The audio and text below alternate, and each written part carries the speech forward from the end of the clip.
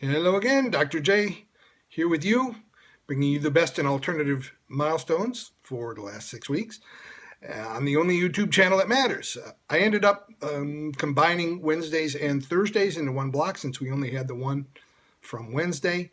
So let's run that down. 10 years ago yesterday, Hole released their fourth and so far at least final album, Nobody's Daughter. And we heard the song Pacific Coast Highway, a song that Courtney Love had written actually like on Christmas Eve 5 years earlier about the effects of Kurt Cobain's suicide on her.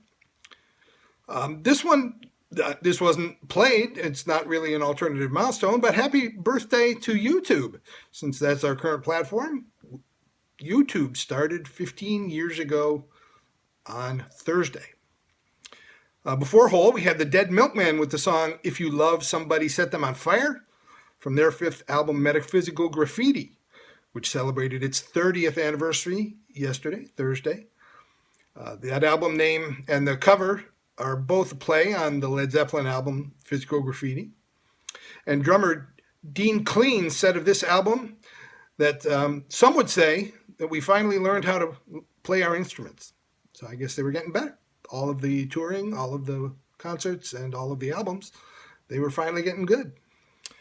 Also, celebrating 30 years yesterday was Let Them Eat Bingo, the debut album from Beats International, which was a music collective started by former House Martins bassist Norman Cook, who you might know better as Fatboy Slim. We heard Dub Be Good to Me from that album. And that song actually went to #1 in the UK. And Cook owns a Guinness World Record as the most top 40 hits under different names. So the House Martins and Beats Collective and Fatboy Slim and others, he's got himself a Guinness World Record for that.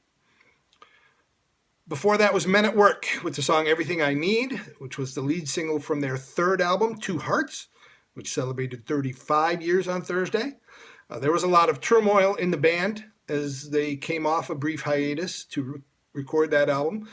Two of the members actually left during rehearsals, and a third left during the recording. So they replaced them with some session people and with synthesizers and drum machines. It was a very different sound for Men at Work, and people didn't like it. That album did not do well, and that song actually was their last song to ever chart. Let's see, it was 40 years ago on Wednesday that The Cure released their second album, 17 Seconds, which was the beginning of their gothic phase, which lasted for 3 albums. And we heard the song A Forest, which was their first single to chart in the UK. And World Party is kicking off our block of milestones for today on the only YouTube channel that matters.